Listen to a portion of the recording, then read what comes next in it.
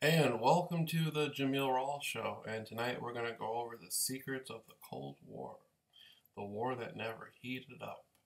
Okay, so one of the first things I want to bring up when it comes to the Cold War is communism itself is not foreign to America or the Americas. If you really think about it and you really pay attention, the first settlers, the first European settlers, before the Declaration of Independence was signed, were communist. They used communal living. For instance, the Mennonites used communal living, as today the Amish do. The Mennonites arrived in Pennsylvania around 1683.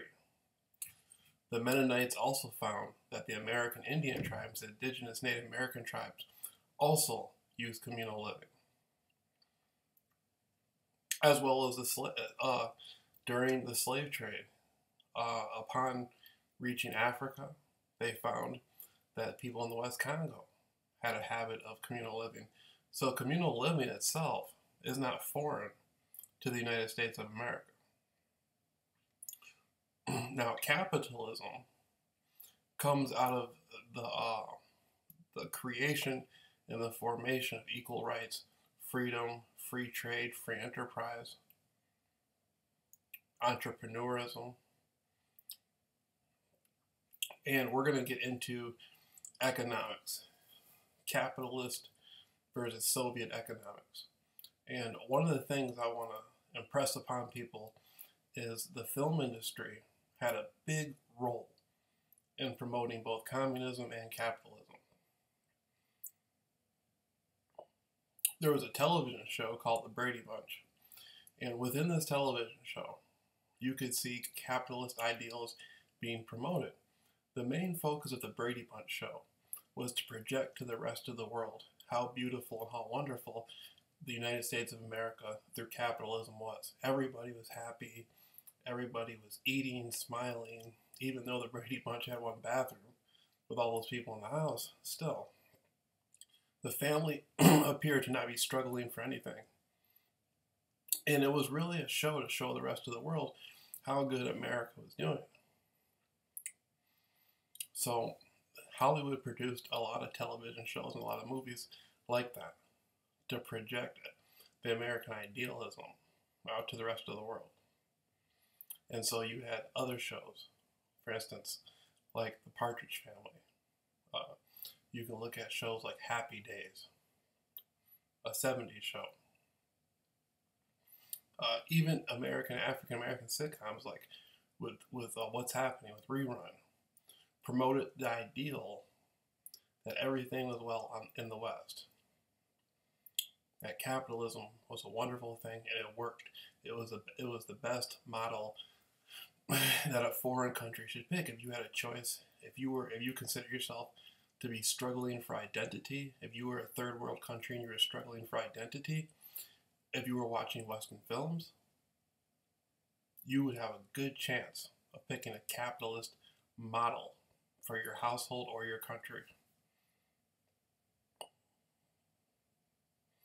So, that being said, let me look a little bit further into this.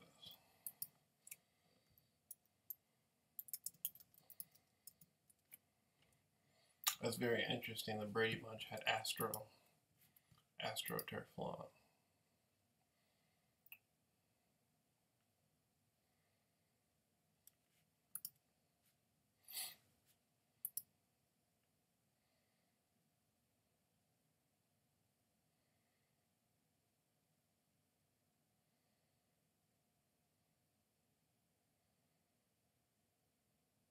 Yeah. September 26, 1969. This is around the time people were building bomb shelters for their house. People began constructing bomb shelters mainly in the 50s. People were still hiding under their desks and whatnot. There was fear of the United States was very much promoting the fear of going to war with the Soviet Union.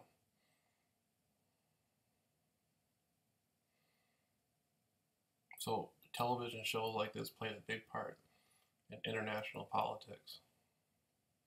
Psychological, is very psychological. I guess you could say, a form of psychological warfare. Not necessarily on the Soviet Union itself, but on the countries who had a choice. Now, this gets into another area about there was an intelligence operative who said he basically went to the Soviet Union and he had a rock music and the fall of communism. He basically went to the Soviet Union and he saw journalists being put away in psychiatric institutions just because they were questioning the status quo. He saw a lot of things he did not agree with, and he wanted to basically take down the horrors of what he saw coming out of communism. And so he promoted rock and roll. And it says this is rock music and the fall of communism.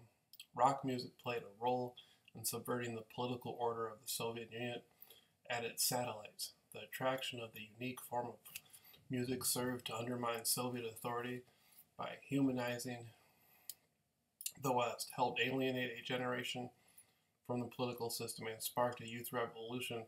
This contribution was achieved not only through the use of words or images, but through the structure of music itself. Furthermore, the music was spread as part of a broad public diplomacy, commercial ventures, and through the efforts of the populace in the Eastern Bloc.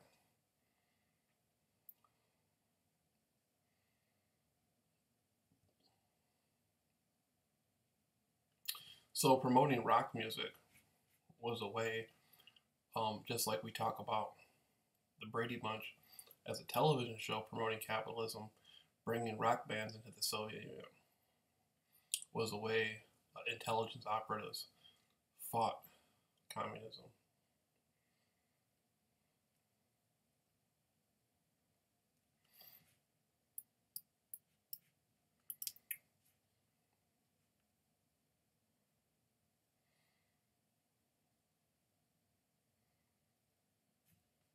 There's so much information on this rock and roll and the fall of communism.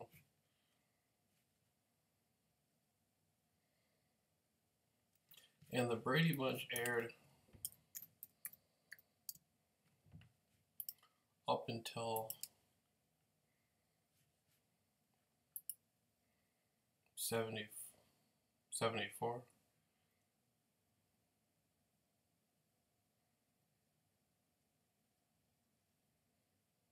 Yeah, 74.